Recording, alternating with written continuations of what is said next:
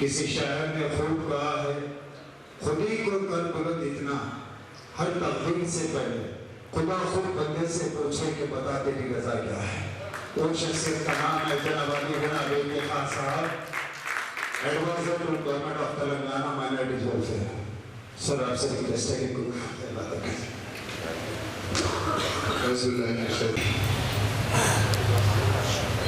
جناب عمر جلیل صاحب minority welfare department میں ہمارے ساتھ کام کرتے ہوئے مختلف اداروں کے مینیجنگ ڈائریکٹرز ہیں, جو بھی ہیں عہدیدار جو ہیں, شہنشین پر میرے ساتھ جو موجود ہیں, میرے بھائی اور میرے ساتھی, خواتین اور حضرات, السلام علیکم. 3 دن پہلے مجھے یاد ہے عمر جلیل صاحب کال کر کے بولے کہ حج ہاؤس میں ایک فیڈرل پارٹی رکھنا چاہ رہے ہیں آپ کے لیے. تو میں پہلے تو مان گیا کیونکہ اس بات کے امکانات تھے کہ میں اس وجہ پر آؤں گا. 1 گھنٹے کے اندر پھر ان کو کال کر کے وجہ تو نہیں بتایا, پھر یہ بات تو بتایا کہ نہیں اس کو کینسل کر دیجیے, پھر کبھی ملتے ہیں 2-3 دن کے بعد. کیونکہ جب فیئرویل اور ایک بار ویلکم یہ سب 2 بار کیوں, ایک بار ایک ہی بار میں ہو گیا تو ٹھیک رہتا. تو مجھے تو بہت خوشی اور مسرت حاصل ہو رہی ہے اس عہدے پر آنے کے لیے. جب میں وظیفہ پا رہا تھا کافی کچھ آپشنس تھے میرے سامنے, گورنمنٹ میں بھی تھے, گورنمنٹ کے باہر بھی تھے. KCR صاحب کا میں بہت ہی شکر گزار ہوں, ہمارے قابل احترام چیف منسٹر صاحب کا. وہ آپشنس بھی دیے میرے کو, کہاں جانا چاہیں گے, کیا کرنا چاہیں گے. تھوڑے تو بہت ہی ٹیمپٹنگ آفرس تھے باہر, میرے لیے تو بہت اچھے ہوتے تھے, زندگی بہت اچھی ہوتی تھی اور اتھارٹی سب اس سے زیادہ ملنے کے چانسز تھے ادھر.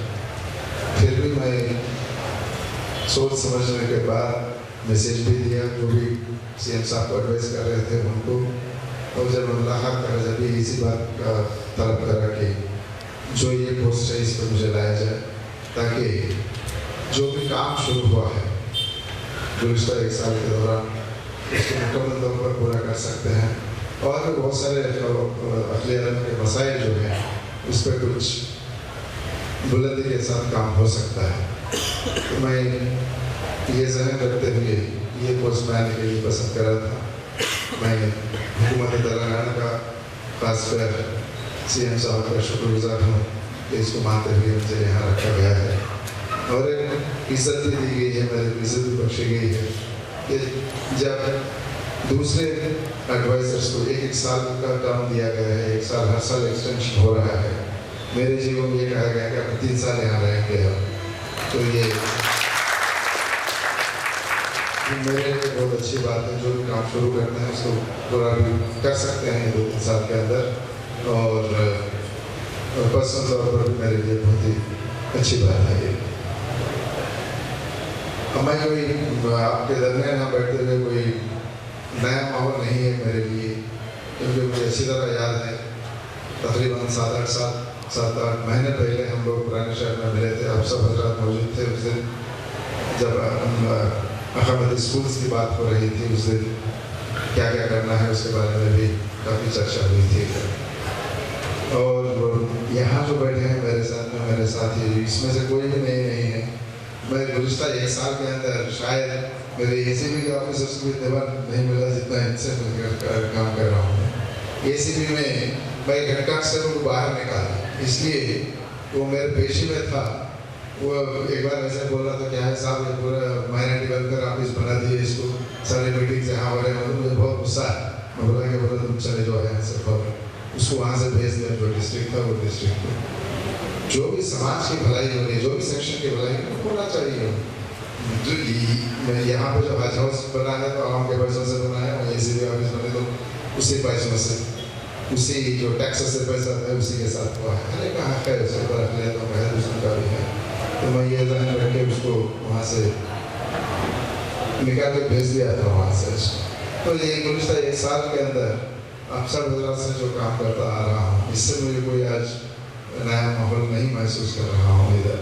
جیسے ریلے ریس میں ہوتا ہے, ریلے ریس میں جب آپ دوڑنا شروع کرتے ہیں. ایک لیپ کے بعد دوسرے لیپ میں جب جاتے ہیں تو بیچ میں ایک بفر زون ہوتا ہے. ہم دونوں مل کے ساتھ میں بھاگتے ہیں, بیٹر لے کے وہاں سے بھاگتے ہیں. تو اے سی کا جو ریس تھا وہ لیپ ختم ہوا. جو اقلیتوں کا یہاں کام کرنے کا جو یہ لیپ شروع ہو رہا ہے, یہ لیپ گزشتہ 1 سال کے اندر وہ بفر زون میں بھاگتے آ رہے تھے ہم لوگ. تو یہاں کے جو مسائل اس سے واقف ہوں اور کیا کیا کرنا ہے اس کا بھی کچھ حد تک انداز ہے. تو ساتھی ضرور سمجھتا ہوں یہاں پر بھی میرے ساتھ ان کے ساتھ جو صلاح مشورہ ہو رہا تھا 1 سال کے دوران, میں سمجھتا ہوں کہ مسائل تو بہت سارے ہیں, کام کرنے کی ضرورت بھی بہت ہے, مگر اس میں آسانی ہوتی ہے کہ جب جو ساتھ میں کے چلنے والے ہیں ان سے جانکاری ہے, ان کی جان پہچانت ہے اور مسائل کے بارے میں بھی کچھ جان پہچانت ہے, تو کام کرنے میں تھوڑی آسانی ہوتی ہے. میں سمجھتا ہوں کہ کام انشاءاللہ جو چل رہا ہے اس کو اور زور سے اور بلندی کے ساتھ کر سکتے ہیں اور اس کے نتیجے بھی حاصل ہوں گے. اس کا یہ نمونہ آپ کے سامنے ایک مثال پیش ہے. جو اقلیت احمدی اسکول جب شروع ہو رہے تھے, قوم میں بھی بہت سارے ایسے تھے جو آگے بڑھے کے ساتھ بہت مشکل ہے قوم میں اسکول شروع کرنا, خاص کر جیسے عمر جلیل صاحب ذکر کر رہے تھے. لڑکیوں کو احمدی اسکولس میں لے کے آنا بہت مشکل ہے. کوئی یہ بات بھی آگے بولے کہ صاحب ریاست میں 100 لڑکیاں میں داخل ہو گیا, آپ کو آج یہ حالت ہے کہ 6000 سے 7000 تک لڑکیاں احمدی اسکولس میں ہیں. تو یہ ایک اچھی بات ہے, اچھی شروعات ہے. اور ماشاء اللہ کم اسکول سے ہم شروع کر چکے ہیں اور 89 اسکول شروع کرنا ہے نیکسٹ اکیڈمک ایئر. میں سمجھتا ہوں کہ وہ بھی اچھی طرح سے شروع ہو جائے گا.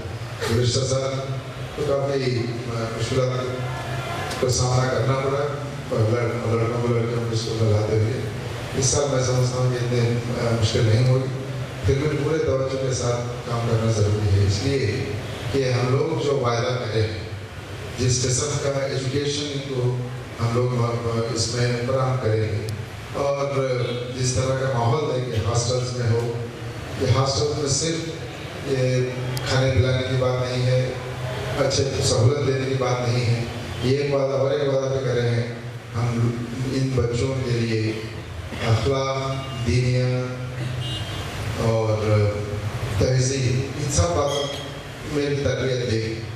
کیونکہ 10 سال کے نازک عمر میں بچے ہمارے پاس آ رہے ہیں, 18 سال کی عمر تک ہمارے ساتھ یہ رہے ہیں, کیونکہ انٹرمیڈیٹ کرتے کرتے 8 سال ہو جائیں گے. کے لیے خاص کر لڑکیوں کے لیے کافی مسائل ہیں, کیونکہ بعد میں 18 سال کے بعد ماں باپ کیا تربیت دیں گے, تو یہ 8 سال ہمارے پاس ہی رہیں گے.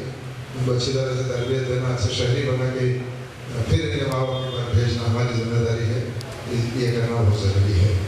یہ مثال ہمارے سامنے ہے. جب ہم لوگ اس بات پر کامیابی حاصل کر سکیں تو ورک کے جو مسائل ہیں یا مائنورٹی فائنانس کارپوریشن کے بہت سارے ایشوز ہیں, کرسچن فائنانس کارپوریشن کے مسائل ہیں, اور بھی جو باقی ادارے ہیں اردو اکیڈمی کے ہیں, ہر جوز تو اپنے اسٹریم پر اپنے زور پر وہ چلتا رہے گا, کیونکہ وہ کیلنڈر کے برابر چلتا ہے. تو وہ ایک ادارہ چھوڑتے ہوئے باقی اداروں میں بہت سارے مسئلے ہیں, مسائل ہیں ہمارے پاس. ان سب کو میں سمجھتا ہوں کہ انشاءاللہ آپ سب کے تعاون سے سب مل جل کر اس کو یہ کریں گے, کامیابی حاصل کریں گے. جو 500-600 سارے اداروں میں کام کر رہے ہیں اقلیتی اداروں میں, سب اگر ایک ڈٹرمنیشن سے چلیں کہ میری پوری صلاحیت کے ساتھ میں کام کروں گا اور ساری ایمانداری کے ساتھ میں کام کروں گا, اور جو بھی پلان بنایا گیا ہے, جو بھی ریسورسز دیے گئے ہیں, بجٹ کے مسائل ہیں, بجٹ کو حاصل کرنا ضروری ہے.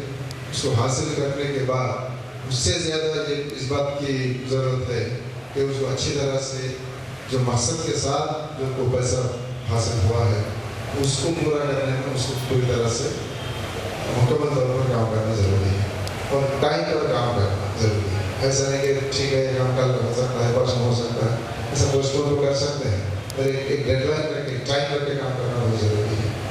اگر چھوٹی چھوٹی باتوں پر ہم لوگ توجہ دیں تو میں سمجھتا ہوں کہ 1 سال 2 سال کے اندر ڈپارٹمنٹ کا سارے اداروں کا کام کرنے کے طریقے میں کافی تبدیلی آ رہی ہے. اور تو اگر हुकूमत को इस बात का एहसास हुआ कि ये डिपार्टमेंट बहुत अच्छा काम कर रहा है तो सपोर्ट बहुत अच्छा मिलेगा और बजट में इजाफा होगा और गवर्नमेंट में खुश होगी तो आपको जितना भी फैसिलिटीज देना है स्टाफ में जो इजाफा करना है ये सब एक के बाद एक काम बढ़ते जाएंगे फाइनेंस बोर्ड ऑटोमेटिकली इन्वॉल्व हो जाता है इसमें क्योंकि इतने प्रॉपर्टीज हैं उसको सही तरीके से हम लोग इस्तेमाल करें उससे जो आमदनी आना है उसको ला सके हम लोग तो आपको गवर्नमेंट बजट की जरूरत नहीं रहे सारा इंटरनल मैनेजमेंट हो सकता है नेक इरादे के साथ नेक नीयत के साथ बहुत सारे हजरात वक्त करके गए हैं बहुत सारे प्रॉपर्टीज इनको सही तरह से इस्तेमाल करना हमारे सबकी जिम्मेदारी है